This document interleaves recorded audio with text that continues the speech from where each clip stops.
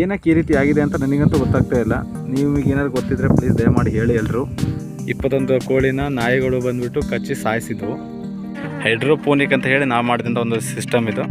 ಎಲ್ಲ ಹೋಗಿದೆ. ಆಮೇಲೆ ತುಪ್ಪನೂ. ಇದು ಒಂದು ರೀಸನ್ ಏನಕ್ಕೆ ಅಂದರೆ ಇದು ಬಿಸಿಲಲ್ಲಿ ಹೆಚ್ಚಾಗಿರೋದ್ರಿಂದ ಮೊದಲನೇ ರೀಸನು. ಗಾಳಿ ಮಳೆ ಸ್ವಲ್ಪ ಜಾಸ್ತಿ ಆಗಿರೋದ್ರಿಂದ ನೀವು ನೋಡ್ಬೋದು ನಾವು ಹಾಕಿರೋಂಥ ಈ ಮೆಶ್ ಏನು ಗ್ರೀನ್ ನೆಟ್ ಏನು ಹಾಕಿದ್ದೀವಲ್ವ ಎಲ್ಲ ಕಿತ್ಕೊಂಡು ಹೋಗಿದೆ. ನಮಸ್ಕಾರ ಸ್ನೇಹಿತರೆ, ನಾನು ನಿಮ್ಮ ಪ್ರೀತಿಯ ಗಣೇಶ್ ನಾಯಕ್ ಎಸ್, ದೇವರ ಕೃಪೆ ಫಾರ್ಮ್ ಹೌಸ್, ಮಾರವಳ್ಳಿ ಗ್ರಾಮ, ಶಿಕಾರಿಪುರ ತಾಲೂಕು, ಶಿವಮೊಗ್ಗ, ಕರ್ನಾಟಕ.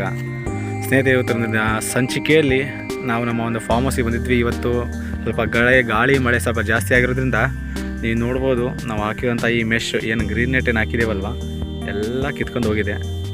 ಹಾಗೆ ಇಲ್ಲಿ ನೀವು ನೋಡ್ತಿರ್ಬೋದು ನಮ್ಮ ಕೋಳಿಗಳು ಇಲ್ಲಿ ಮೇಯ್ತಾ ಇದ್ದಾವೆ. ಇದಕ್ಕೂ ಮುಂಚೆ ಸ್ವಲ್ಪ 21 ಕೋಳಿನ ಈ ಗ್ರೀನ್ ನೆಟ್ಟಲ್ಲೇ ಇರೋದ್ರಿಂದ ಇಲ್ಲಿ ಯಾರು ಇಲ್ಲದೇ ಇರೋ ಕಾರಣದಿಂದ 21 ಕೋಳಿನ ನಾಯಿಗಳು ಬಂದುಬಿಟ್ಟು ಕಚ್ಚಿ ಸಾಯಿಸಿದ್ವು. ಇವಾಗ ಮಳೆ ಬಂದಿದೆ. ನಾರ್ಮಲಾಗಿ ಗ್ರೀನ್ ಮೆಶೇ ಹಾಕಿದ್ವಿ, ಬಟ್ ಇಲ್ಲಿ ನೋಡ್ಬೋದು ನೀವು ಎಲ್ಲ ಕಿತ್ಕೊಂಡು ಹೋಗಿದೆ. ತುಂಬ ಗಾಳಿ ಇರೋದ್ರಿಂದ ಮಳೆ ಬರದೇ ಇದ್ರೂ ಗಾಳಿ ಜಾಸ್ತಿ ಇತ್ತು, ಹಾಗಾಗಿ ಎಲ್ಲ ಕಿತ್ಕೊಂಡು ಹೋಗಿದೆ. ಹಾಗೆ ಅಲ್ಲಿ ಜೇನು ಬಾಕ್ಸ್ ಕೂಡ ಎಲ್ಲ ಬಿದ್ದೋಗಿರೋಂಥ ಲಕ್ಷಣ ನೀವು ಕಾಣಿಸುತ್ತೆ. ಆ ಜೇನು ಬಾಕ್ಸಿಂದ ಅಲ್ಲಿ ಹತ್ರ ಹೋಗಿ ಅದನ್ನು ಕೂಡ ವಿಡಿಯೋ ಮಾಡ್ತೀನಿ. ಇಲ್ಲಿ ನೋಡ್ಬೋದು ನೀವು ಮೆಶ್ಶು ಯಾವ ರೀತಿಯಾಗಿ ಹೋಗಿದೆ ಅಂತೇಳಿ.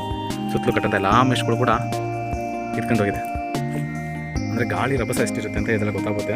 ಒಂದಲ್ಲಿ ನೀವು ಈ ರೀತಿಯಾಗಿ ಗ್ರೀನ್ ನೆಟ್ ಮೆಶ್ ಮಾಡುವಾಗ ಸೊ ಫೆನ್ಸಿಂಗಲ್ಲಿ ಗ್ರೀನ್ ನೆಟ್ಟಿಂದ ಮಾಡಿದ್ರೆ ಏನು ಪ್ರಾಬ್ಲಮ್ ಆಗುತ್ತೆ ಅಂತ ನೀವು ಕೂಡ ನೋಡ್ಬೋದು. ಇದು ನನ್ನ ಒಂದು ಫಾರ್ಮ್ ಹೌಸಲ್ಲಿ ನಡೆದಂಥ ಒಂದು ಬ್ಯಾಡ್ ಸಿಚುವೇಶನ್ ಇದು ನಮಗೆ ಆ್ಯಕ್ಚುಲಿ. ಯಾಕಂದರೆ ಬೇಜಾರಾಗುತ್ತೆ, ಆದರೆ ಏನೂ ಮಾಡೋಕ್ಕಾಗಲ್ಲ. ನೀವು ಈ ತಪ್ಪನ್ನು ಮಾಡಬೇಡಿ. ನೋಡಿ, ಒಂದು ಒಳ್ಳೆ ಕಬ್ಬಿಣದ ಫೆನ್ಸಿಂಗ್ ಮಾಡಿ.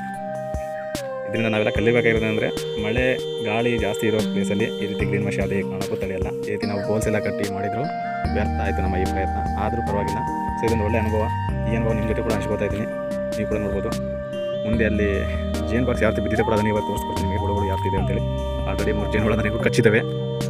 ಇನ್ನು ಜೇನು ಪೆಟ್ಟಿಗೆ ತೆಗಿಬೇಕು. ನೋಡೋಣ, ನೋಡಿ ಎಲ್ಲ ಯಾವ ರೀತಿ ಕಿತ್ಕೊಂಡು ಹೋಗಿದೆ ಅಂತ.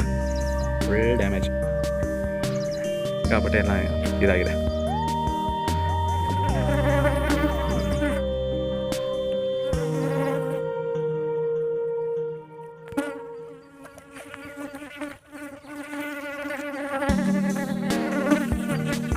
ಇದು ನೋಡ್ತಿರ್ಬೋದು, ಇದು ಹೈಡ್ರೋಪೋನಿಕ್ ಅಂತ ಹೇಳಿ ನಾವು ಮಾಡಿದಂಥ ಒಂದು ಸಿಸ್ಟಮ್ ಇದು.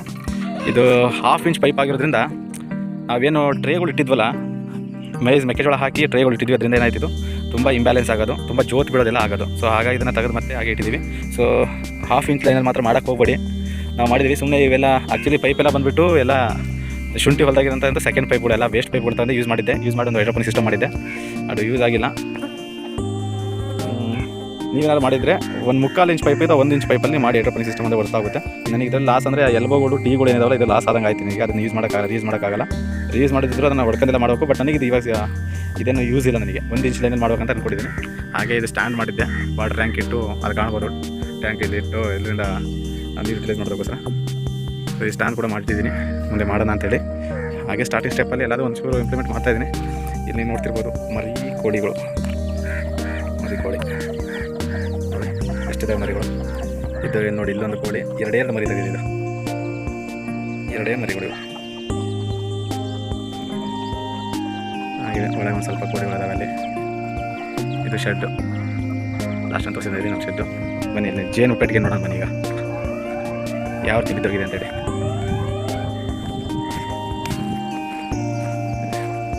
ನೋಡ್ತಿರ್ಬೋದಲ್ಲ, ಇದೆ ಜೇನು ಪೆಟ್ಟಿಗೆ. ಸೂಪರ್ ಚೇಂಬರ್ ಎಲ್ಲ ಫಿಲ್ ಆಗಿದೆ. ಎಲ್ಲ ಕೆಲ ಬಿದ್ದೋಗಿದೆ. ತೆಗೆದಿರ್ಬೇಕೀಗ. ಹುಳುಗಳೆಲ್ಲ ಬಿದ್ದೋಗಿದೆ. ಸ್ಟ್ಯಾಂಡ್ ಇಲ್ಲಿದೆ, ಬಟ್ ಇದು ಈ ರೀತಿ ಬಿದ್ದೋಗಿದೆ. ಎಲ್ಲ ಮಳೆ ನಂತರ ಮೆಶ್ ಎಲ್ಲ ಇದ್ರ ಮೇಲೆ ಬಿದ್ದು ಪೆಟ್ಟಿಗೆ ಬಾಕ್ಸ್ ಎಲ್ಲ ಈ ರೀತಿ ಆಗಿರೋ ಡ್ಯಾಮೇಜ್ ಆಗಿದ್ದಾವೆ. ನೋಡ್ತಿದ್ರಲ್ಲ, ಎತ್ತಿ ಮೇಲುಂಟೆ ಅದನ್ನು ಹುಳ ಇದೆ ನನಗೆ ಕಚ್ಚಿದ್ದು. ಹಾಗಾಗಿ ಸ್ವಲ್ಪ ಸೈಲೆಂಟ್ ಆಗಿದ್ದೀನಿ, ಸ್ವಲ್ಪ ಕತ್ಲಾಗಲಿ ಅಂತ ವೇಟ್ ಮಾಡ್ತಾಯಿದ್ದೀನಿ. ಹಾಗೆ ಇಲ್ಲಿ ನೋಡ್ತಿರ್ಬೋದು ಆಡು ಎಲ್ಲ ಮೇಯ್ತಾ ಇದ್ದಾವೆ. ಆಡೆಲ್ಲ ಹೊರಗಡೆ ಮೇಯ್ತಾ ಇದ್ದಾವೆ ಇಲ್ಲಿ. ಇದು ಆ್ಯಕ್ಚುಲಿ ನಮ್ಮದೇನಲ್ಲ. ಹಾಗೆ ಶೆಡ್ಡಲ್ಲಿ ಮೇಯ್ತೆ, ಹಾಗೆ ಹೊರಗಡೆ ಮೇಯ್ತಾರಲ್ಲ ಅವ್ರು ನಮ್ಮ ಊರವ್ರದ್ದು.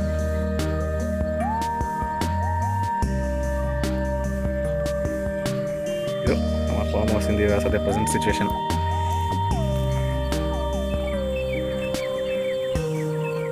ತುಂಬ ಹುಡುಗ ಅವಾಂತರ ಮಾಡ್ತಾಯಿದ್ದಾವೆ. ಕಚ್ಚುತ್ತೆ ಅನಿಸುತ್ತೆ.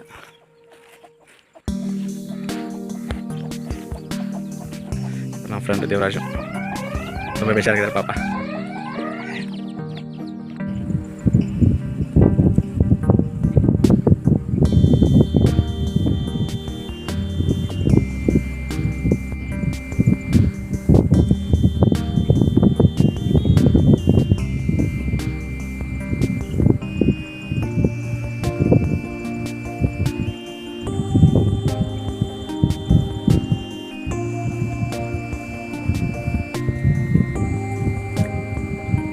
ಎಲ್ಲ ಕಟ್ಟಾಗಿ ಬಿದ್ದಿರೋಂಥದ್ದು.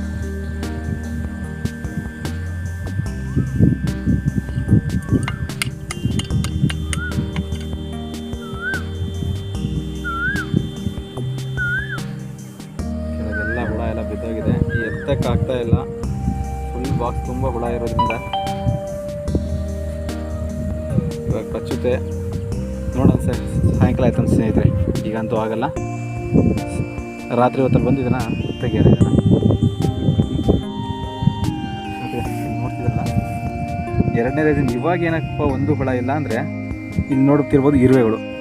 ಇಲ್ಲಿ ಇಲ್ಲಿ ಇಲ್ಲಿ ನೋಡ್ತಿರ್ಬೋದಲ್ಲ, ಇವೆಲ್ಲ ಇರುವೆಗಳಿದ್ದಾವೆ. ಝೂಮ್ ಇರುವೆಗಳು, ಇದೆಲ್ಲ ಇರುವೆಗಳಿದ್ದಾವೆ. ಕಾಣಿಸ್ತಿರ್ಬೋದು ಇರುವೆಗಳೆಲ್ಲ. ಈ ಇರುವೆದ್ರಿಂದ ಅವೇನಾಗಿದೆ, ಓಡೋಗಿದೆ. ಇಲ್ಲಿ ನೋಡ್ತಿರ್ಬೋದು. ಜೇನು ಇದರಲ್ಲಿ ಏನಿಲ್ಲ, ನನಗೆ ಅದರ ಅನುಭವ ಜಾಸ್ತಿ ಇಲ್ಲ. ನಾನು ಇವಾಗ ತಾನೇ ನೋಡ್ತಿರೋದು. ಇಲ್ಲಿ ನೋಡ್ತಿರ್ಬೋದು ಏನಿಲ್ಲ, ಜೇನು ಹುಳನೇ ಇಲ್ಲ, ಒಂದು ಹುಳ ಇಲ್ಲ, ಎಲ್ಲ ಖಾಲಿಯಾಗಿದೆ. ಆಮೇಲೆ ಎಲ್ರಿಗೂ ನಾನು ಕೇಳೋದೇನೆಂದರೆ, ನನಗೆ ಇದರಲ್ಲಿ ಅನುಭವ ಜಾಸ್ತಿ ಇಲ್ಲದಿರೋದಕ್ಕೆ ಈ ವಿಡಿಯೋ ಯಾರ್ಯಾರು ನೋಡ್ತೀರಾ, ಈ ಜೇನು ಹುಳದ ಬಗ್ಗೆ ನೋಡಿ. ಇದು ಕಚ್ಚುತ್ತಾ ಇಲ್ಲೋ ಗೊತ್ತಿಲ್ಲ, ನನ್ನ ಮೇಲಂತೂ ಕೈ ಮೇಲಂತೂ ಕುತ್ಕೊಂಡಿದೆ ಜೇನು ಹುಳ. ನಿಮಗೆ ಈ ಫ್ರೇಮ್ ನೋಡ್ತಿದ್ರೆ ಇಲ್ಲಿ ನೋಡಿ, ಎಲ್ಲ ಇರುವೆ ಕುತ್ಕೊಂಡಿದೆ. ಇಲ್ಲೆಲ್ಲ ಮರಿಗಳು ಒಳಗಿಂದ ಒಳಗೆ ಇದ್ದಾವೆ. ನೀವು ನೋಡ್ತಿರ್ಬೋದು, ತುಪ್ಪನೂ ಸ್ವಲ್ಪ ತುಪ್ಪನೂ ಇದ್ದಂಗಿದೆ. ಬಟ್ ಏನಕ್ಕೆ ಈ ರೀತಿ ಆಗಿದೆ ಅಂತ ಗೊತ್ತಿಲ್ಲ. ನಿಮಗೆ ಏನಾದ್ರು ಗೊತ್ತಾದರೆ ದಯಮಾಡಿ ಕಮೆಂಟ್ ಬಾಕ್ಸಲ್ಲಿ ತಿಳಿಸಿ. ಇದಕ್ಕೆ ಯಾರಾದ್ರು ಕಾಲ್ ಮಾಡಿ, ನನ್ನ ನಂಬರ್ ಇರುತ್ತೆ ಒಳಗಡೆ, ಡಿಸ್ಕ್ರಿಪ್ಷನಲ್ಲಿ ಕೊಟ್ಟಿರ್ತೀನಿ ನಂಬರ್ ಕೂಡ. ದಯಮಾಡಿ ಒಂದು ಇನ್ಫಾರ್ಮೇಷನ್ ನನಗೂ ಕೂಡ ಶೇರ್ ಮಾಡಿ. ಹೊಸದಾಗಿಂತ ಒಂದು ಆಸಕ್ತಿಯಿಂದ, ನಂದು ಇಂಜಿನಿಯರಿಂಗ್ ನಾನು ಮಾಡಿರೋದಾದರೂ ಕೃಷಿ ಬಗ್ಗೆ ಜಾಸ್ತಿ ಆಸಕ್ತಿ ಇದೆ. ಚಿಕ್ಕವರಿದ್ದರಿಂದ ಅದರ ತಂದೆ ತಾಯಿ ಮಾಡ್ತಾಯಿರೋ ಕೃಷಿ, ಅದನ್ನು ಸ್ವಲ್ಪ ವೈವಿಧ್ಯಮಯ ಮಾಡೋಣ ಅಂತ ಹೇಳಿ ಈ ಒಂದು ಇಂಟೀರಿಯರ್ ಫಾರ್ಮಿಂದ ಚೂಸ್ ಮಾಡ್ಕೊಂಡು, ಅದು ಯೂಟ್ಯೂಬನ್ನೇ ನೆನೆಸ್ಕೊಂಡೆ ಈ ಒಂದು ಫೀಲ್ಡಿಗೆ ಕಾಲಿಟ್ಟಿದ್ದು. ಹಾಗಾಗಿ ನೀವೇ ಸಹಾಯ ಮಾಡಿ ಒಂದು ಇನ್ಫಾರ್ಮೇಷನ್ನ, ನಿಮಗೆ ಗೊತ್ತಿರುವಂಥ ಇನ್ಫಾರ್ಮೇಷನ್ನ ದಯವಿಟ್ಟು ಕಮೆಂಟ್ ಮುಖಾಂತರ ಶೇರ್ ಮಾಡಬೇಕಂತ ಕೇಳ್ಕೊತೀನಿ. ಹಾಗೆ ಮುಚ್ಚಿಬಿಡೋಣ. ಹೊರಗಡೆ ಆಗಡೆ ಹಾರೋಗಿದೆ. ನೋಡೋಣ ಬರ್ಬೋದು ಅಂದ್ಕೊಂಡಿದ್ದೀನಿ. ನೋಡೋಣ ಬರುತ್ತೆ ಇಲ್ಲ ಅಂತ ನೋಡೋಣ. ಇಲ್ಲ ನಾನು ಹೋಗ್ತಾ ಆ ಕಡೆ ಹೋಗ್ತಾ ಇರಲ್ಲ.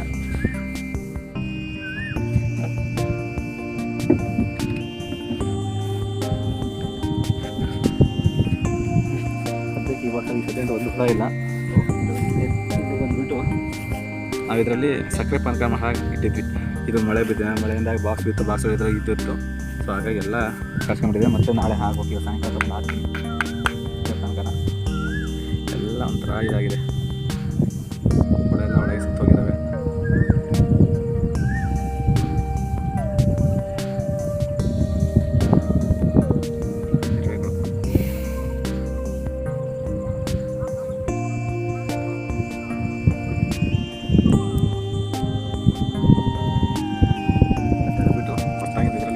ತೆಂಗಿನ ನಾರು ಇವನ್ನ ತೆಗೆದ್ನಾರ ಅದರ ತೆಂಗಿನ ನಾರು ಏನಕ್ಕೆ ಅದರಿಂದ ಹುಳಗಳು ಕುತ್ಕೊಂಡು ತಿನ್ನಲಿ ಅಂತ, ಸಾಯದೇ ಇರಲಿ ಅಂತ. ಅಂದರೆ ಇದರಲ್ಲಿ ಕೆಲವೊಂದು ಹುಳಗಳು ಸತ್ತೋಗಿದ್ದಾವೆ ಒಳಗೆ ಬಿದ್ದು. ಬಟ್ ಈ ರೀತಿ ಆಗಬಾರ್ದು, ಎಲ್ಲ ಸತ್ತೋಗಿರುತ್ತೆ ಹುಳ. ಆಮೇಲೆ ತುಪ್ಪ ಇದರಲ್ಲಿ ಸಕ್ಕರೆ ಪಾನಕ ಹಾಕಿ ಇಡೋಣಂತೆ.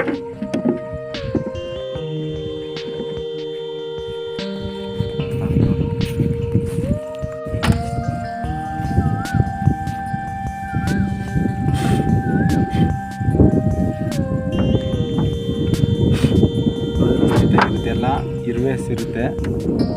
ಈ ಇರುವೆದಿಂದಲೇ ಎಲ್ಲ ಹಾರೋಗ್ಬಿಡುತ್ತೆ. ನೋಡ್ತಿರ್ಬೋದು ಇನ್ನು ಎಷ್ಟು ಜೇನು ಸತ್ತೋಗಿದೆ. ನೋಡ್ತಿರಲ್ಲ, ಇಲ್ಲಿ ನಾವು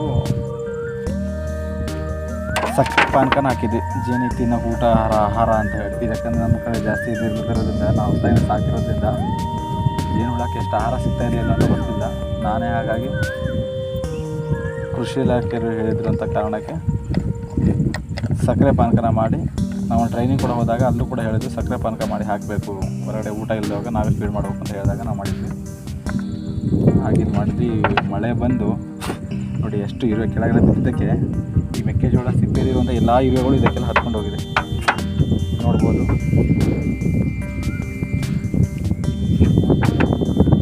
ಆಮೇಲೆ ಒಂದು ಹುಳನೂ ಇಲ್ಲ, ಎಲ್ಲ ಹುಳನೂ ಅಲ್ಲಿ ಆ ಕಡೆ ಮುಂದುಗಡೆ ಹೋಗ್ತಾ ಇದೆ, ಎಲ್ಲ ಹಾರೋಗಿದೆ. ಏನಕ್ಕೆ ರೀಸನ್ ಅಂದರೆ ಇಲ್ಲಿ ನೋಡಿ, ಇಲ್ಲೇ ಬಾಕ್ಸ್ ಕೆಳಗಡೆ ಇಲ್ಲೆಲ್ಲ ಇರುವೆ ಕಾಣ್ತಿರ್ಬೋದು, ಸಿಕ್ಕಾಪಟ್ಟೆ ಇದೆ. ನನ್ನ ಕಾಲ ಮೇಲೆ ಎಲ್ಲ ಇರುವೆ ಹತ್ತಿರ್ಬೋದು, ಇಲ್ಲಿ ನೋಡ್ತಿರ್ಬೋದು ನೀವೆಲ್ಲ. ಕಡೆ ಇರಿಸ್ಕೊಳ್ದೇವ ಕತೆ ಇದು